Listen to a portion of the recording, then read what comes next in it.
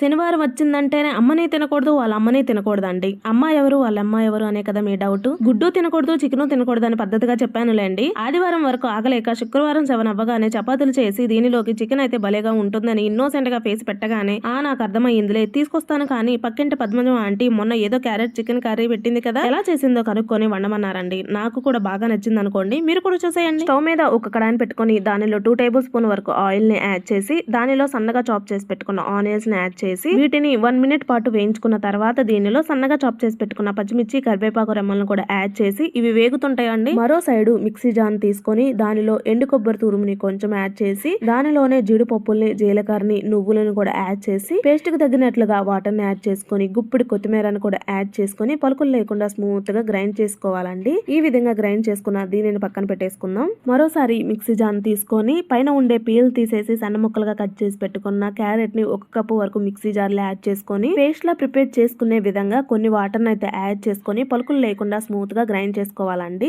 ఈ విధంగా గ్రైండ్ చేసుకున్న క్యారెట్ పేస్ట్ లో మరికొన్ని వాటర్ ని యాడ్ చేసి పీల్ ఉంటుంది కదా దాన్ని సపరేట్ చేయాలండి. క్యారెట్ జ్యూస్ తోనే ఈ కర్రీని చేసినట్లయితే తినడానికి బాగుంటుంది, టేస్ట్ బాగుంటుందండి. సో పీల్ ని యాడ్ చేసినట్లయితే మధ్య మధ్య పలుకులు తగులుతూ అంత బాగోదు కదా. సో ఇలా రెడీ చేసుకున్న క్యారెట్ జ్యూస్ ని పక్కన పెట్టుకొని స్టవ్ మీద ఆనియన్స్ బ్రౌన్ కలర్ వచ్చేంత వరకు వేగాయి కదా, ఇప్పుడు దీనిలో స్పైసెస్ యాడ్ చేసుకోవాలండి. అల్లం వెల్లుల్లి పేస్ట్, రుచికి తగ్గట్లుగా ఉప్పు, కారం, పసుపు, ధనియాల పొడిని, గరం మసాలాని, చికెన్ మసాలా పౌడర్ ని యాడ్ చేసి దీనిలోనే ముందుగా గ్రైండ్ చేసి పెట్టుకున్న ఒకటే టమాటాని పేస్ట్ ని యాడ్ చేసుకోవాలండి. నెక్స్ట్ జీడిపప్పు పేస్ట్ కూడా రెడీ చేసుకున్నాం కదా, దానిని కూడా యాడ్ చేసుకొని మొత్తం కలిసేలా కలుపుకొని 1 to 2 మినిట్స్ పాటు ఆయిల్ సపరేట్ అయ్యేంత వరకు ఫ్రై చేసుకుంటూ ఉండండి. ఇలా 2 మినిట్స్ పాటు ఫ్రై చేస్తుండగా దీనికి ఉండే పచ్చివాసన అంతా పోతుందండి. ఇప్పుడు దీనిలో శుభ్రంగా వాష్ చేసి పెట్టుకున్న చికెన్ ని తీసుకొని దీనిలోనే బంగాళదుంప ముక్కలను కూడా యాడ్ చేసి మొత్తం కలిసేలా కలుపుకోవాలండి.